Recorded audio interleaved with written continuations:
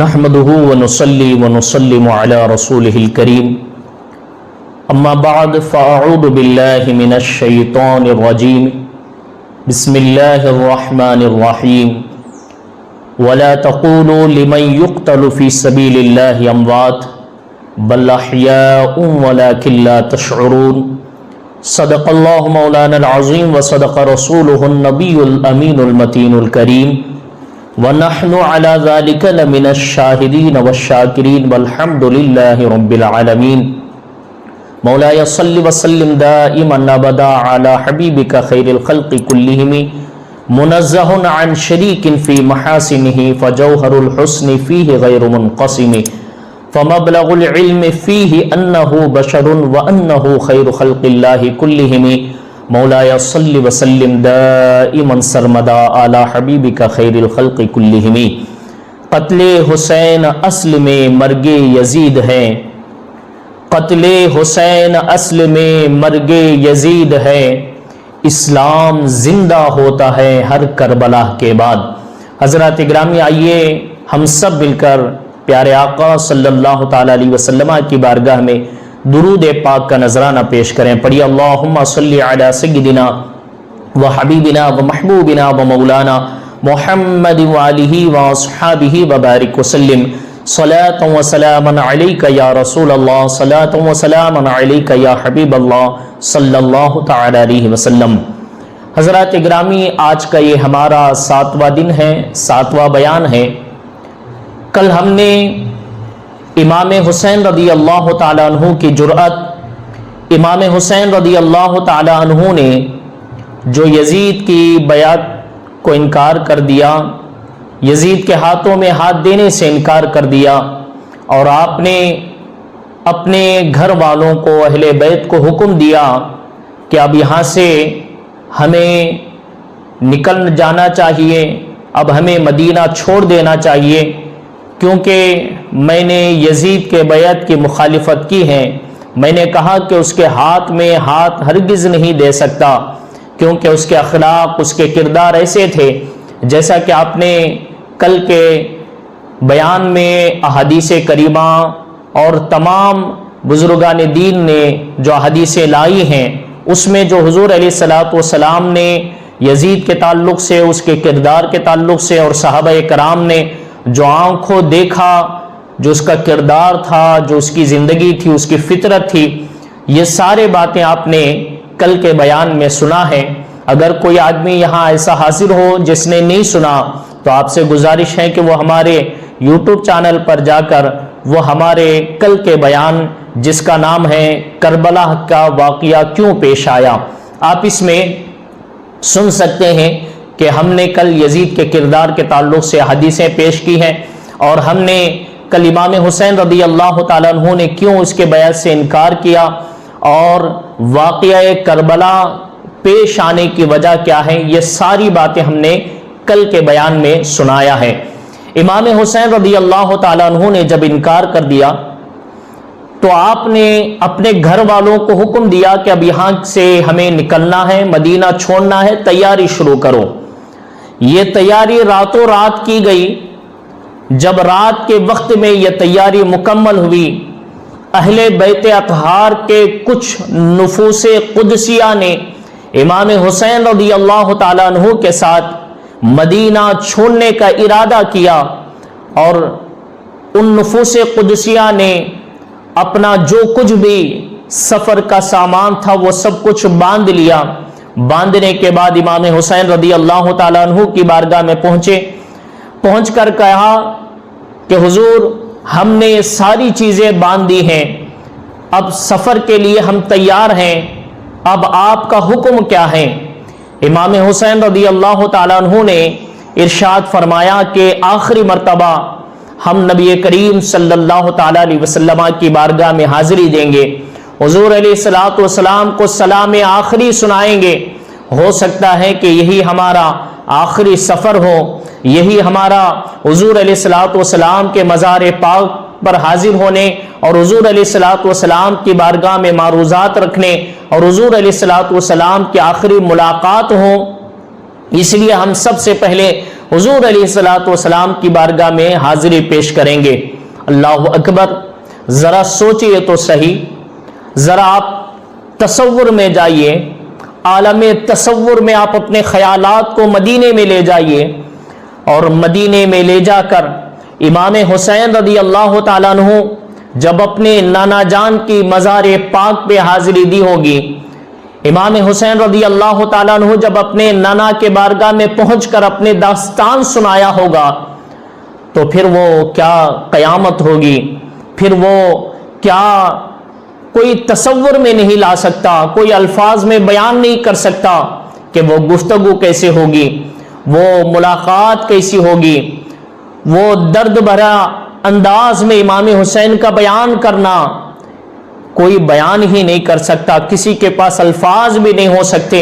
امام حسین رضی اللہ تعالیٰ عنہ اپنے نانا جان کے مزار پاک پہ حاضری دیتے ہیں، آنکھوں میں آنسو ہے امام حسین کے۔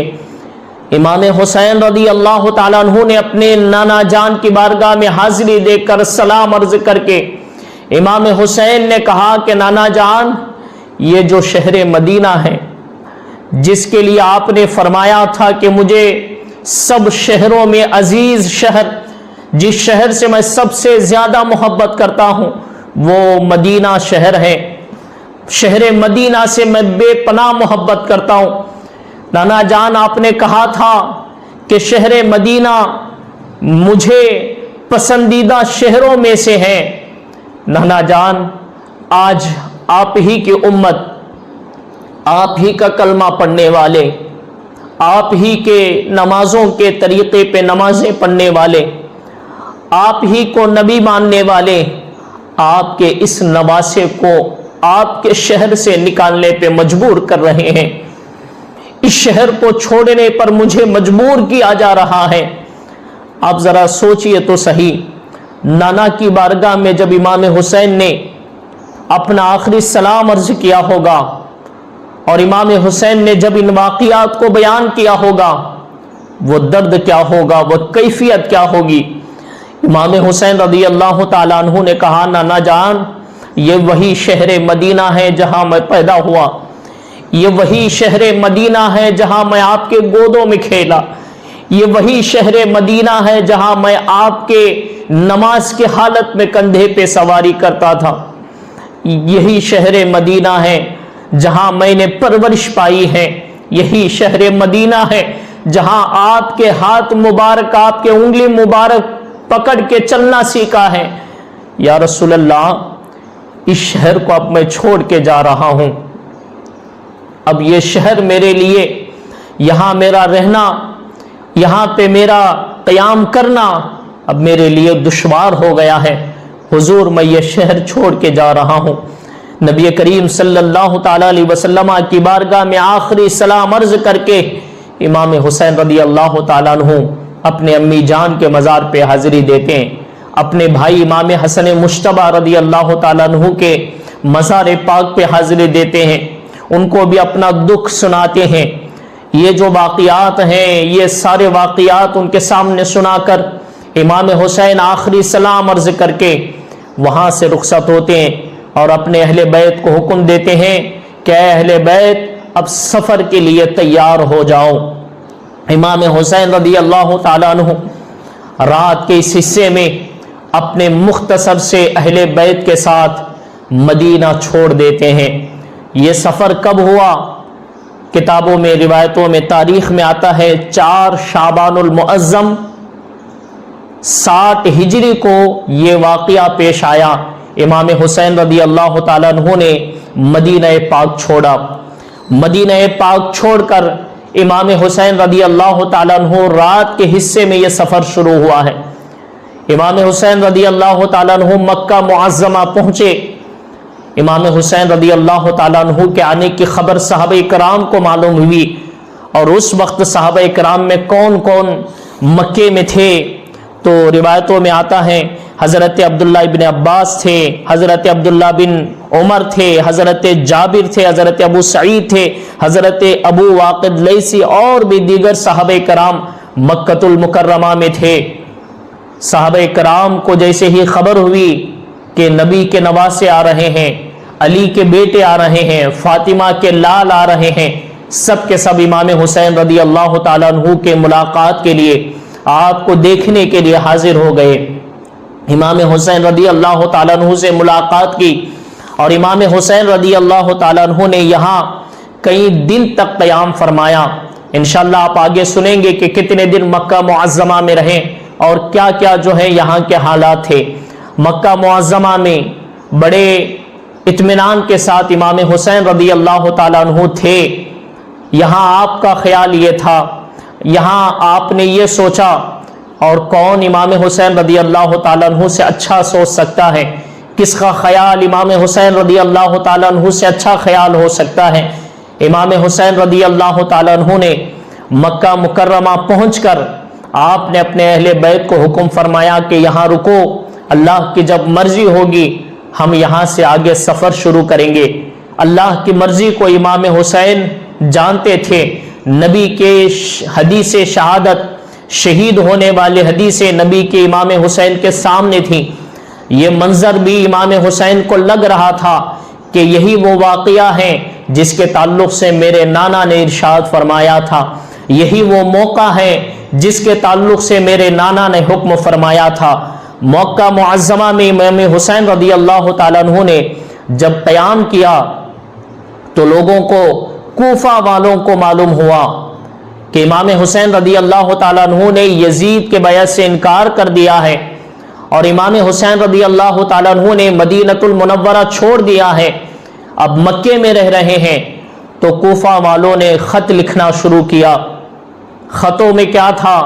خطوں میں یہ تھا کہ امام حسین سے یہ کہا گیا کہ اے امام حسین رضی اللہ تعالیٰ عنہ، جس طرح آپ یزید کی بیعت سے ناپسند ہیں، ناخوش ہیں، اسی طرح ہم بھی یزید کے بیعت سے ناخوش ہیں، ہم اس کے ہاتھ میں اپنا ہاتھ نہیں دینا چاہتے، اور آپ کو معلوم ہے کہ ہم کوفہ والے شروع ہی سے آپ کے والد حضرت امام علی شیر خدا رضی اللہ تعالیٰ عنہ کے چاہنے والے، ان سے محبت کرنے والے ہیں، لہٰذا ہماری درخواست یہ ہے کہ آپ مکہ چھوڑ کر کوفہ کے لیے تشریف لائیں، ورنہ یزید کا ظلم ہم پہ بڑھ جائے گا، یزید ہمیں مجبور کرے گا، لہٰذا آپ تشریف لے آئیں۔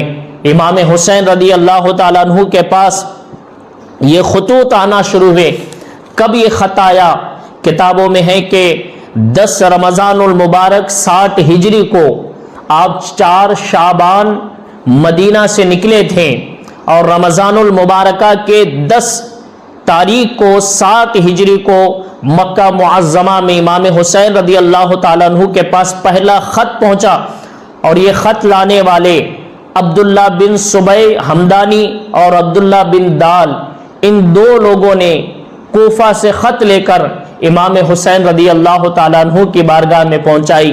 امام حسین رضی اللہ تعالیٰ عنہ نے خط پڑھا، اور امام حسین رضی اللہ تعالیٰ عنہ کے یہاں جب خط پہنچا، ابھی 2-3 دن نہیں گزرے تھے کہ لگ بھگ 53 خطوط جو ہیں امام حسین رضی اللہ تعالیٰ عنہ کے نام لکھے گئے کوفہ میں، اور ان خطوں کو پھر ایک کے بعد دوسرے جو ہے ان خطوط کو امام حسین رضی اللہ تعالیٰ عنہ تک پہنچاتے رہے۔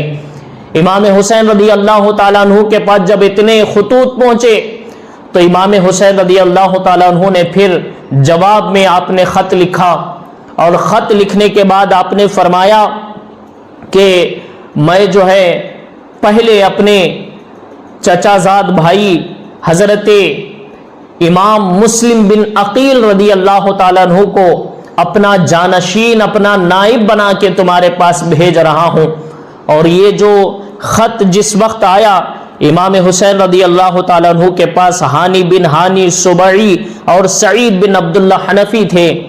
امام حسین رضی اللہ تعالیٰ عنہ کا وہ خط لے کر جب یہ لوگ کوفہ پہنچے، امام مسلم کا انتظار کر رہے تھے۔ امام مسلم رضی اللہ تعالیٰ عنہ جانشین حسین بن کر کوفہ کے لیے روانہ ہو رہے ہیں۔ حضرت امام مسلم رضی اللہ تعالیٰ عنہ نائب حسین بن کے تشریف لے جا رہے ہیں، آپ نے خط میں لکھا کہ یہاں اگر ماحول صحیح رہا اور یہاں کے لوگ اگر باوفا نکلے تو پھر ہم بھی جو ہیں کوفہ کے سفر کے لیے تیار ہو جائیں گے۔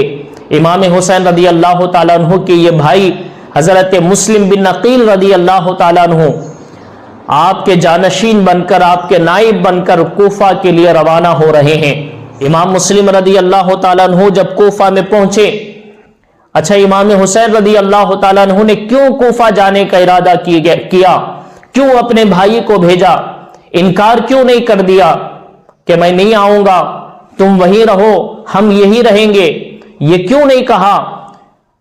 صدر الافاضل مولانا نعیم الدین مراد آبادی رحمت اللہ تعالی علیہ تحریر کرتے ہیں کہ امام حسین رضی اللہ تعالیٰ عنہ نے جو کوفہ جانے کے لیے اپنے بھائی کو روانہ کیا، آپ نے خطوط انکار نہیں کیا۔ اس کی وجہ یہ تھی کہ کل قیامت کے دن کوفیوں کے لیے موقع نہ رہے کہ اگر میں نہیں جاؤں گا، کل قیامت کے دن اللہ تبارک و تعالیٰ کے سامنے، نبی کریم کے سامنے کوفہ والے یہ نہ کہے کہ یا رسول اللہ، ہم نے آپ کے نواسے کو دعوت دی تھی کہ آ جاؤ ہم آپ کے ہاتھ میں ہاتھ دیں گے، ہم نے خطوط لکھے تھے کہ آ جاؤ ہم آپ کی حمایت کریں گے، آپ کے ساتھ کھڑے ہوں گے، لیکن آپ کے نواسے نہیں آئے، اس لیے ہمیں مجبوراً ظالم کے ہاتھ میں ہاتھ دینا پڑا۔ آپ کے نواسے نہیں آئے، انکار کر دیا، اس لیے ہم نے زبردستی یزید کے ہاتھ میں بیعت کر لی۔ یہ وجہ تھی امام حسین رضی اللہ تعالیٰ عنہ نے خطوط کا انکار نہیں کیا۔ اور امام مسلم کو کیوں بھیجا؟ آپ نے اس لیے بھیجا کہ وہاں امام مسلم پہلے جائیں، وہاں کا ماحول سمجھے، کیونکہ حضرت عبداللہ بن عمر نے، حضرت عبداللہ بن عباس نے، حضرت عبداللہ بن زبیر نے اور بہت سے صحابہ کرام نے مکۃ المکرمہ میں امام حسین سے کہا تھا کہ اے امام، آپ فوری طور پر کوفہ کے لیے اپنے اہل بیت کے ساتھ نہ جائیں، کیونکہ کوفہ والوں کی عادت یہ ہے کہ پہلے بھی کوفہ والوں نے آپ کے والد مولا علی شیر خدا کے ساتھ دغا کی ہے، غداری کی ہے، بے وفائی کا ثبوت دیا ہے۔ ہمیں کوفے والوں پر ذرا بھی بھروسہ نہیں، اس لیے آپ فوری طور پر نہ جائیں۔ اگر آپ کو جانا ہی ہے تو پہلے کسی نائب کو بھیجیں، پہلے کسی جانشین کو بھیجیں، وہ وہاں جا کے اگر ماحول دیکھے کہ صحیح ہے تو پھر آپ تشریف لے جائیں۔ یہ دو وجوہات تھی امام مسلم کو بھیجنے کی وجہ اور امام حسین رضی اللہ تعالیٰ عنہ کے خطوط کے انکار نہ کرنے کی وجہ۔ جب کوفہ پہنچے نا امام مسلم رضی اللہ تعالیٰ عنہ، لوگوں نے بڑا زور سے آپ کا استقبال کیا، سارا شہر جو ہے آپ کے استقبال کے لیے راستے میں کھڑا ہو گیا، سب مرحبا کے نعرے لگا رہے تھے، سب آمد کی نعرے لگا رہے تھے، سب یہ کہہ رہے تھے کہ ہم خوش نصیب ہیں، نبی کے خاندان والے آ گئے، اب ہمارے سہارا آ گئے، اب ہمیں بچانے والے آ گئے، نبی کریم کا خاندان اب ہمیں دین پہ قائم کرنے کے لیے، دین پہ ہمیشہ ہمیں مضبوط کرنے کے لیے نبی کا خاندان آ چکا ہے۔ امام مسلم رضی اللہ تعالیٰ عنہ جیسے ہی پہنچے، حضرت مختار بن عبادہ کے گھر میں حضرت امام مسلم نے قیام فرمایا۔ حضرت امام مسلم جس وقت آئے ابھی چند دن نہیں گزرے تھے، ایک روایت میں ہے کہ ابھی ایک ہفتہ بھی نہیں گزرا تھا، 12,000 آدمیوں نے حضرت امام مسلم رضی اللہ تعالیٰ عنہ کے ہاتھ میں ہاتھ دی اور وعدہ کیا اور بیعت کی کہ اے امام مسلم، ہم آپ کو جانشین حسین، نائب حسین تسلیم کر کے آپ کے ہاتھ میں ہاتھ دے رہے ہیں اور آپ سے وعدہ کر رہے ہیں کہ امام حسین جب آئیں گے ہم آپ کا بھی ساتھ دیں گے اور امام حسین رضی اللہ تعالیٰ عنہ کا بھی ساتھ دیں گے۔ ایک ہفتے میں 12,000 آدمی جمع ہو گئے۔ امام مسلم رضی اللہ تعالیٰ عنہ جب جمع ہوئے، امام مسلم کے پاس جب سارے لوگ بیعت کرنے لگے، آپ کے ہاتھ میں ہاتھ دینے لگے اور امام حسین رضی اللہ تعالیٰ عنہ کی جانشینی اور نیابت کو قبول کرنے لگے، تو اس وقت جو کوفہ کے گورنر تھے نعمان بن بشیر تھے، یہ اہل بیت کے چاہنے والے تھے، اہل بیت سے محبت کرنے والے تھے۔ نعمان بن بشیر गवर्नर थे नोमान बिन बशीर मस्जिद में हाजिर हुए, मिंबर पर खड़े हुए, मिंबर पर खड़े होकर अल्लाह ताला की हम्द, नबी करीम पे दुरूद व सलाम पढ़ने के बाद लोगों से कहा कि लोगों, इतने तुम जमा हुए हो, तुम सब ने कहा कि हम हुसैन का साथ देंगे, इमामे मुस्लिम का साथ देंगे, लिहाजा याद रखो हमारे सामने एक जबरदस्त मुकाबला है, हमारे सामने एक जालिम और जाबिर आदमी है, हमें हमेशा मजबूती के साथ कायम रहना है, इमाम मुस्लिम का हमेशा साथ दो। जब नोमान बिन बशीर की बातें मस्जिद में गूंज उठी तो उसमें एक आदमी था जिसका नाम अब्दुल्ला बिन मुस्लिम हजरमी था। ये बनु उमैया का चाहने वाला था, बनु उमैया के खानदान का ये चाहने वाला था, उनके साथ उनकी हवा लेने वाला था। इस आदमी ने यजीद को खत लिखा, खत में यह कहा कि कूफा का माहौल बदल रहा है, यहां इमाम मुस्लिम आए हुए हैं, लोग उनके हाथ में बैत कर रहे हैं, हमें डर है कि कूफा की जो गवर्नरी है और कूफा की जो जमीन है, कूफा की जो कुर्सी है, वो कुर्सी तुम्हारे हाथ से निकल जाएगी। और नोमान बिन बशीर जो गवर्नर है अभी कूफा का, वो बड़ा कमजोर मालूम होता है, तुम अभी के अभी नोमान बिन बशीर को माजूल कर दो और किसी सख्त आदमी को कूफा के गवर्नरी के लिए भेजो। यजीद के पास ये खत पहुंचा और इसी तरह के खत एक दो और लोगों ने भी यजीद के पास भेजा। जब यजीद के पास ये खत पहुंचे, यजीद ने पढ़ा कि नोमान बिन बशीर भी अहले बैत का चाहने वाला है और इमाम हुसैन, इमाम मुस्लिम के हाथ में सब हाथ दे रहे हैं, बैत कर रहे हैं उनसे, सब लोग उनके साथ खड़े हैं। तो यजीद ने फौरी तौर पर उबैदुल्ला इब्ने जियाद को खत लिखा, ये बसरा का गवर्नर था, इसको खत लिखा, बड़ा सख्त आदमी था, सख्त मिजाज का था, इसको खत लिखा कि तुम फौरी तौर पर बसरा की गवर्नरी छोड़ दो, अपना कोई जानशीन वहां मुकर्रर करो और तुम कूफा के गवर्नरी के लिए निकल जाओ।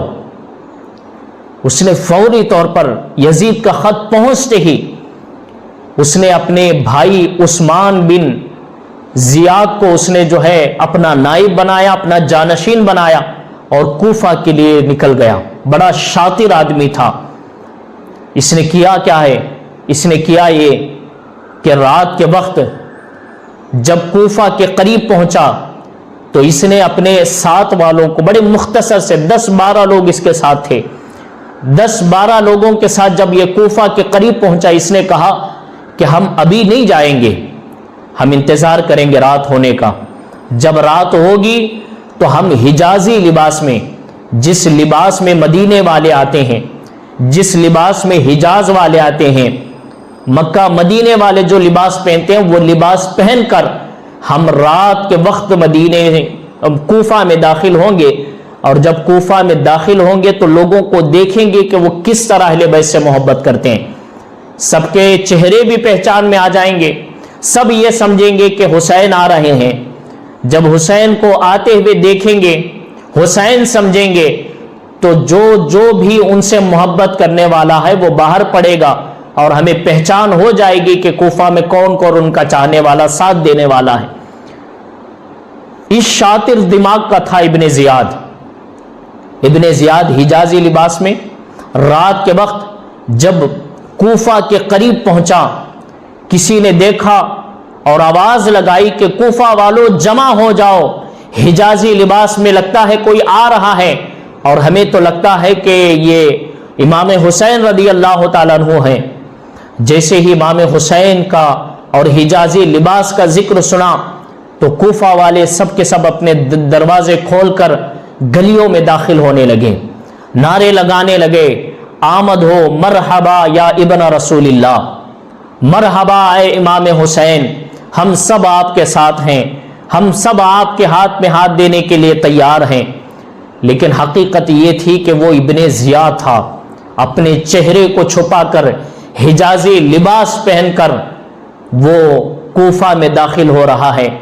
अब सबके नारे जो है ये सुन रहा है اور چھپ کے یہ دیکھ رہا ہے کہ کون کون نعرہ لگا رہا ہے، کون کون امام حسین کی طرف سے ہیں۔ تھوڑا آگے بڑھا، اب کوفہ والے سب کے سب اپنے گھروں سے نکلے، گھروں سے نکل کر چاروں طرف جمع ہو گئے، اور بھیڑ اتنی جمع ہو گئی کہ ابن زیاد کو آگے بڑھنے کا موقع نہیں ملا۔ تو ابن زیاد کے ایک آدمی نے پکار کر کہا کہ لوگوں ہٹ جاؤ، یہ کوئی امام حسین نہیں ہے، یہ کوفہ کا امیر نیا گورنر عبید اللہ ابن زیاد ہیں۔ جیسے ہی نام سننا تھا کوفہ والے سارے ہٹ گئے، اس کے لیے راستہ چھوڑ دی۔ کوفہ والوں کو معلوم تھا ابن زیاد بڑا سخت مزاج کا آدمی ہے، کسی کی بات سنتا نہیں ہے۔ سارے لوگ پیچھے ہٹ گئے، سب افسوس کرتے ہوئے اپنے اپنے گھروں میں چلے گئے۔ ابن زیاد اپنے محل میں پہنچا، گورنر ہاؤس میں پہنچا۔ پہنچنے کے بعد اس نے وہاں کے خاص خاص آدمیوں کو، جو قبیلے کے سردار تھے، ان سب کو جمع کیا۔ جمع کرنے کے بعد ابن زیاد نے کہا آج سے میں یہاں کا گورنر ہوں، اور میں نے سنا ہے کہ یہاں امام مسلم آئے ہوئے ہیں، اور میں نے سنا ہے کہ امام مسلم کے ہاتھوں میں تم لوگوں نے ہاتھ دی ہے، اور تم نے کھلم کھلا امیر المومنین یزید کی مخالفت کی ہے۔ اس کے جملے تھے یہ، ایک خلیفہ کی تم نے مخالفت کی ہے، اور یاد رکھو کہ میں بڑا سخت مزاج کا آدمی ہوں، اگر تم میں سے کسی نے امام مسلم کو پناہ دی ہے تو پھر وہ اپنے اس پناہ کو واپس لے لے، وہ اپنے گھر سے امام مسلم کو نکال دے، میرے حوالے کر دے، ورنہ اگر میں پکڑ لوں تو بڑا سخت حال ہوگا، تمہارے لیے خیر نہیں ہوگی۔ سب نے کہا کہ نہیں، ہم میں سے کسی کے پاس امام مسلم نہیں ہے۔ سب کے سب واپس آ گئے۔ جب ابن زیاد صبح کرتا ہے تو ابن زیاد نے دیکھا کہ اس طرح جو ہے امام مسلم کا پتہ نہیں ملے گا۔ یوں تو شروع میں سب کو معلوم ہو گیا تھا کہ مختار بن عبادہ کے گھر امام مسلم رکے ہوئے ہیں۔ جیسے ہی کوفہ میں ابن زیاد کی آمد کی خبر، اس کے آنے کی خبر معلوم ہوئی، تو امام مسلم نے اپنا جگہ بدل لی اور حضرت ہانی کے گھر میں آ گئے، اور ہانی کے گھر میں آپ رکے، ہانی کے گھر میں رہنے لگے۔ جیسے ہی صبح ہوئی تو ابن زیاد نے حکم دیا اپنے لوگوں کے کہ جاؤ تلاش کرو کس کے گھر میں ہے۔ گھر دیکھے گئے تو کسی کے گھر میں امام مسلم کا پتہ نہیں ملا، اور ابن زیاد کے دوست حضرت ہانی تھے، یہ محب اہل بیت تھے، یہ ملاقات کے لیے صبح میں پہنچے۔ تو ہانی سے ابن زیاد نے کہا کہ ہانی، یہاں کس نے امام مسلم کو پناہ دی ہے؟ اور تم جانتے ہو میرے مزاج کے تعلق سے میں بڑا سخت مزاج کا ہوں، تم ہمارے دوستوں میں سے ہیں، بتاؤ کہ کون ہے وہ آدمی جس نے امام مسلم کو پناہ دی ہے۔ تو حضرت ہانی نے کہا کہ مجھے معلوم نہیں کہ کس نے جو ہے پناہ دی ہے۔ حضرت ہانی کو اس نے بھیج دیا، اور پھر اس نے ایک آدمی کو بلایا جس کا نام معقل تھا، 3000 درہم دیے اور کہا کہ جاؤ پتہ لگاؤ امام مسلم کا، اگر تم پتہ لگا لو تو یہ 3000 درہم تمہارے ہیں۔ وہ پیسوں کے لالچ میں آ کر، دیکھو جسے پیسوں کی لالچ ہوتی ہے، دولت کی لالچ ہوتی ہے، پھر وہ دین نہیں دیکھتا، پھر وہ اہل بیت نہیں دیکھتا، پھر وہ صحابہ کی عظمت کو نہیں دیکھتا، پھر وہ شریعت کو نہیں دیکھتا، پھر وہ اللہ اور اس کے رسول کا خیال نہیں کرتا۔ معقل کو پیسے دیے گئے، پیسوں کی لالچ میں وہ صبح جامع مسجد پہنچا، اور پہنچنے کے بعد وہاں ایک بزرگ کو دیکھا۔ بزرگ کا نام کیا تھا؟ وہ بزرگ کا نام تھا حضرت مسلم بن اوسجا اسدی۔ یہ بیٹھے ہوئے تھے مسجد میں، ان کو دیکھا، دیکھنے کے بعد ان کے پاس حاضر ہوا اور کہنے لگا کہ مسلم بن عقیل کس کے یہاں رکے ہوئے ہیں؟ تو مسلم بن اوسجا نے کہا کہ تمہیں ان سے کیا کام ہے؟ اس نے جو ہے دیکھو اس کے مکاری دیکھیے، اس کی باتیں دیکھیے، اس نے کہا کہ میں اہل بیت کا چاہنے والا ہوں، میں ان سے ملاقات کرنا چاہتا ہوں اور یہ 3000 درہم انہیں دینا چاہتا ہوں۔ تو حضرت مسلم بن اوسجہ نے سوچا کہ یہ شاید اہل بیت کا چاہنے والا ہے، ان سے محبت کرنے والا ہے، تڑپ رہا ہے، کیوں نہ ان کو جو ہے امام مسلم سے ملاقات کرا دو۔ مسلم بن اوسجہ نے کہا کہ جاؤ، ہانی کے گھر میں امام مسلم ہے، وہاں جا کے ملاقات کرو۔ یہ معقل جو ہے حضرت ہانی کے گھر پہنچا، امام مسلم کی بارگاہ میں پہنچا، امام مسلم کو وہ 3000 درہم جو ہے تحفے کے طور پر اس نے دیا۔ روزانہ آتا تھا جاتا تھا تاکہ شک نہ ہو اس پر، روزانہ آتا جاتا، امام مسلم کے ہاتھوں میں ہاتھ دیتا اور وہ وعدے کرتا کہ ہم آپ کے ساتھ ہیں، ہم ہمیشہ آپ کو ساتھ دیں گے۔ پھر ایک دن یہ ہوا کہ معقل نے ابن زیاد کو پوری باتیں بتا دی۔ ابن زیاد حضرت ہانی کو بلاتا ہے اور کہتا ہے کہ ہانی، تم ہمارے دوست تھے، تم نے ہمارے ساتھ وفا کرنا چاہیے تھا، لیکن تم نے ہمارے ساتھ دھوکہ دیا ہے، بے وفائی کی ہے۔ حضرت ہانی نے کہا کہ اس میں میرے دھوکے کی بات کیا ہے، بے وفائی کی بات کیا ہے؟ تو ابن زیاد نے کہا کہ ہمیں معلوم ہوا ہے کہ حضرت امام مسلم تمہارے گھر رکے ہوئے ہیں۔ حضرت ہانی نے شروع میں تو کہا کہ نہیں، میرے گھر میں کوئی آدمی نہیں آیا، میرے گھر میں امام مسلم کبھی نہیں آئے۔ تو پھر ابن زیاد نے معقل یہ غلام کو بلایا جس کو بھیجا تھا، خبرگیری کے لیے بھیجا تھا، جسے 3000 درہم دیے تھے، اس کو بلایا۔ جیسے ہی معقل کو سامنے دیکھا، حضرت ہانی نے کہا افسوس ہے تجھ پر کہ تو پیسوں کی لالچ میں نواسہ رسول کو، حضور کے خاندان کو ایک ظالم کے ہاتھ میں دے دیا۔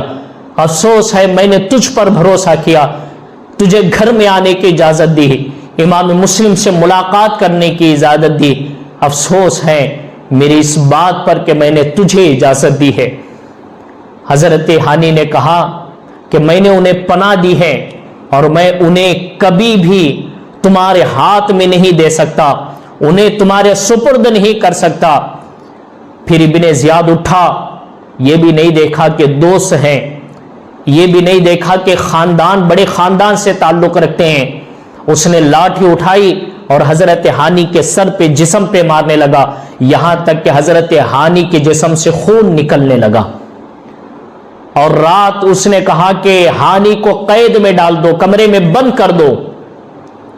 اور صبح ہوئی تو یہ خبر پھیل گئی کہ ہانی کو شہید کر دیا گیا ہے، ہانی کو شہید کر دیا گیا ہے۔ خاندان والے سب کے سب جمع ہوئے اور جمع ہو کر یہ سارے خاندان والے ایک ہستی کو ساتھ میں لے کر ابن زیاد کے پاس پہنچے، اور یہ جو ہے عمرو بن حجاج، یہ جو ہے حضرت ہانی کے بڑے دوست تھے، بھائی کی طرح ایک دوست تھے۔ انہوں نے ہانی کے پورے خاندان کو، یہاں تک کہ روایتوں میں آتا ہے کہ کئی ہزار لوگوں کو تلواریں ہاتھ میں پکڑ کر گورنر ہاؤس کا گھیرا کیا اور آواز لگائی کہ تم نے ہانی کو شہید کیا ہے۔ ابن زیاد یاد رکھ، یہاں ہم سب تلوار لے کے کھڑے ہیں، تو اپنے جان پہ لایا ہے، تو مرنے کے لیے تیار ہو جا۔ ابن زیاد نے قاضی شریح کو بلایا۔ قاضی شریح مولا علی شیر خدا سے، آپ کے زمانے سے، آپ کوفہ کے قاضی تھے، مولا علی شیر خدا نے آپ کو قاضی بنایا تھا، اسی لیے آپ کو قاضی شریح کہا جاتا تھا۔ بڑے چاہنے والے تھے مولا علی کے، بڑے محبت کرنے والے تھے اہل بیت اطہار سے۔ قاضی شریح کو بلایا، کہا کہ جاؤ کمرے میں دیکھو، ہانی شہید نہیں کیے گئے، ہانی زندہ ہے، جا کے دیکھو۔ قاضی شریح آتے ہیں، ہانی سے ملاقات کرتے ہیں، دیکھتے ہیں کہ یہ زندہ ہیں۔ پھر باہر آ کے اپنے قوم کو ان کی حالت، جو زخم جو ہے لگا ہوا ہے، خون بہ رہا ہے، یہ حالت بتانا چاہتے تھے۔ ابن زیاد نے ایک اپنے غلام کو بھیجا اور کہا کہ جا کے قاضی شریح کے سامنے کھڑے ہو جاؤ تاکہ کوئی بات انہیں نہ بتائیں، زخموں کی بات، خون نکلنے کی بات، مار پیٹ کی بات نہ بتائیں، صرف وہ یہ کہیں کہ ہاں زندہ ہے، شہید نہیں ہوئے۔ قاضی شریح کے سامنے وہ آدمی کھڑا تھا۔ قاضی شریح نے کہا کہ نہیں وہ زندہ ہے، باقی حالات کو نہیں بتایا قاضی شریح نے، کیونکہ ڈر تھا کہ اگر بتا دوں تو کہیں ہانی کو سچ میں شہید نہ کر دیا جائے۔ قاضی شریح نے خاموشی اختیار کی اور ان سے کہا کہ نہیں، ہانی شہید نہیں کیے گئے، وہ زندہ ہیں۔ جیسے ہی بات سنی تو سب کے سب اپنے اپنے گھر چلے گئے۔ اب ادھر کیا ہوا؟ ادھر ہانی پہ زور لگائی گئی۔ امام مسلم رضی اللہ تعالیٰ عنہ کو ڈھونڈنے کے لیے بھیجا گیا۔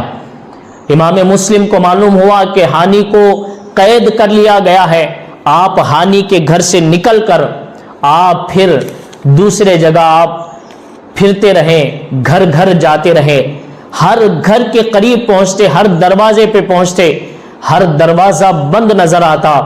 جب دروازہ کھولتے سامنے امام مسلم کو دیکھتے تو لوگ کہتے کہ امام مسلم تم اگر ہمارے گھر میں رکو گے ہمارے بیوی بچوں کو مار دیا جائے گا، ہمیں مار دیا جائے گا، مہربانی کرو ہمارے گھر میں نہ آؤ۔ جن لوگوں نے بیعت کی تھی، جن لوگوں نے یہ کہا تھا ہم آپ کا ساتھ دیں گے، ان لوگوں نے صاف صاف کہا کہ آج ہم اپنے گھر میں نہیں رکائیں گے آپ کو۔ امام مسلم رضی اللہ تعالیٰ عنہ شام تک پھرتے رہے۔ آپ تھک کے ایک خاتون کے گھر پہ پہنچے، اس خاتون کا نام توعا تھا۔ اس خاتون کے دروازے پہ بیٹھ گئے۔ جب ان کو دیکھا، خاتون دروازہ کھولتی ہے، کھول کے کہتی ہے کہ اے اللہ کے بندے تمہیں کیا چاہیے، کیوں یہاں آئے ہو؟ تو امام مسلم نے کہا کہ مجھے ایک پیالہ پانی چاہیے، بڑا تھکا ہوا ہوں۔ وہ خاتون گھر گئی، پانی لا کر امام مسلم کو دیتی ہیں۔ پانی پینے کے بعد امام مسلم وہیں بیٹھے رہے۔ خاتون نے کہا کہ اب پانی پی لیے ہو، چلے جاؤ، یہاں کیوں بیٹھے ہو؟ امام مسلم نے کہا کہاں جاؤں، کوئی میرا کوفہ میں نہیں ہے، کوئی میرا کوفہ میں ساتھ دینے والا نہیں ہے، کوئی مجھے کوفہ میں رکھنے والا نہیں ہے۔ تو اس خاتون نے کہا آخر تم کون ہو، کیوں یہاں آئے ہو؟ امام مسلم نے کہا میں اہل بیت سے ہوں، میرا نام مسلم بن نقیل ہے۔ جیسے ہی سننا تھا خاتون رونے لگی، اہل بیت سے محبت کرنے والی تھی۔ اس نے فوراً امام مسلم رضی اللہ تعالیٰ عنہ کو گھر میں جو ہے داخل کرایا، گھر لے گئی۔ گھر میں داخل کرنے کے بعد اس نے امام مسلم سے کہا کہ آپ منہ دھو لیں، کھانے کے لیے میں حاضر کرتی ہوں۔ کھانے کے لیے امام مسلم کو اس خاتون نے حاضر کر دی کھانے کی چیزیں۔ امام مسلم رضی اللہ تعالیٰ عنہ کھانے کے بعد آپ تشریف فرما تھے۔ اس خاتون نے کہا کہ میرا ایک خاص کمرہ ہے، اس خاص کمرے میں آپ آرام کرنے۔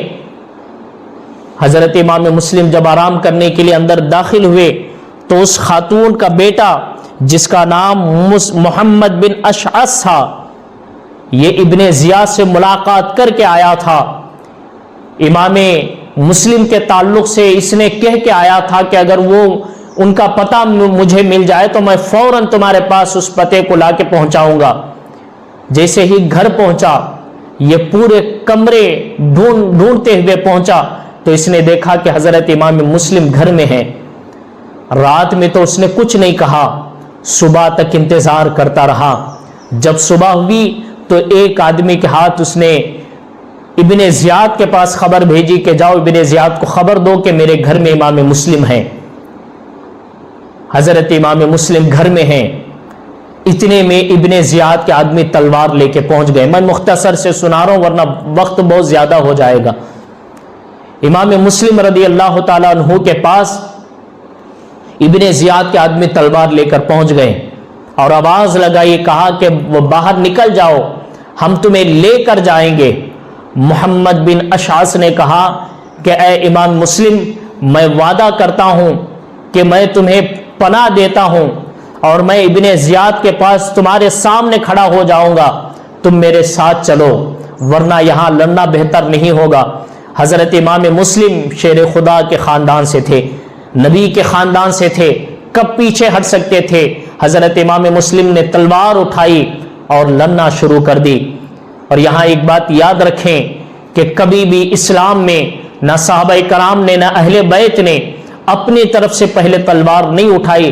جب آگے سے دشمنوں نے جان لینے کی کوشش کی، جب اہل بیت نے، جب صحابہ نے، جب اسلام نے تلوار اٹھانے کی اجازت دی ہے۔ امام مسلم رضی اللہ تعالیٰ عنہ پر جب یہ دشمن آگے بڑھے تو امام مسلم نے تلوار اٹھائی۔ جس طرف سے آتے تھے امام مسلم حملہ کرتے جاتے تھے، لیکن چاروں طرف سے چھت پہ چڑھ کے ابن زیاد کے لوگوں نے تیر اندازی شروع کر دی۔ امام مسلم رضی اللہ تعالیٰ عنہ ایک طرف کھڑے ہو گئے، کتنے دیر تک لڑ سکتے تھے؟ ایک آدمی تھے، چاروں طرف سے 20 لوگ تلوار لے کے لڑ رہے تھے، تھک گئے۔ جب تھک کے آپ کی تلوار نیچے آئی تو محمد بن اشعث نے کہا کہ میں تم سے وعدہ کرتا ہوں میں تمہارا ساتھ دوں گا، چلو میرے ساتھ، تلوار دے دو۔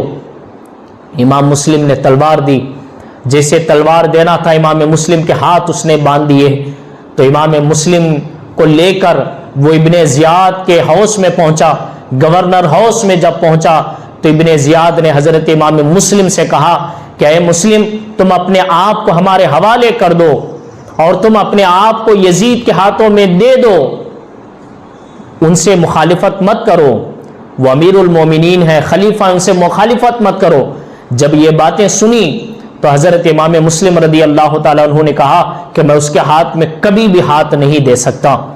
مختصر یہ کہ حضرت مسلم بن عقیل رضی اللہ تعالیٰ عنہ سے بحث و مباحثہ ہوا، بات چیت کی، اور وہیں پہ ابن زیاد کے قریب ابن سعد کھڑا تھا۔ حضرت سعد بن ابی وقاص کا یہ بیٹا تھا، لیکن جس کو دنیا کی لالچ ہوتی ہے، جسے دولت کی لالچ ہوتی ہے، پھر وہ یہ نہیں دیکھتا کہ میرا باپ ایک صحابی رسول ہے، میرا باپ اہل بیت سے محبت کرنے والا ہے، دنیا کی لالچ ہے۔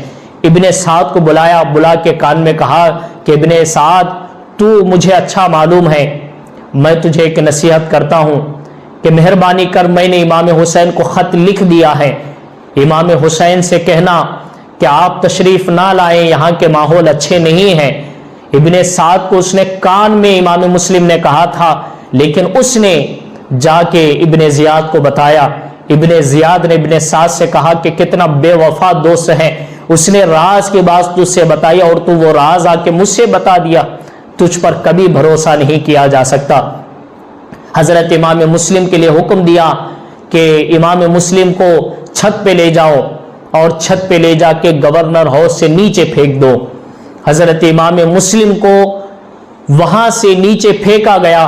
جب امام مسلم زمین پہ گرے تو آپ کی ہڈیاں ٹوٹ گئی، آپ کے ہڈیاں ایک دوسرے میں جو ہے گھس گئیں اور آپ چکنا چور ہو گئے، اور وہیں پہ آپ جام شہادت نوش کرتے ہیں۔ اس طرح کوفہ والوں نے بلا کے حضرت امام مسلم کے ساتھ سب سے پہلا دھوکہ اور غداری کی۔ حضرت امام مسلم بن عقیل رضی اللہ تعالیٰ عنہ شہید ہو گئے، اور پھر اس کے بعد امام حسین رضی اللہ تعالیٰ عنہ مکہ چھوڑ کر پھر سفر کیسے کرتے ہیں کل ہم سنیں گے۔ اللہ سے دعا ہے اللہ تعالیٰ ہمیں ہمیشہ اہل بیت سے محبت کرنے کی توفیق عطا فرمائے۔ وآخر دعوانا ان الحمد للہ رب العالمین، استغفر اللہ ربی من کل ذنب واتوب الیہ۔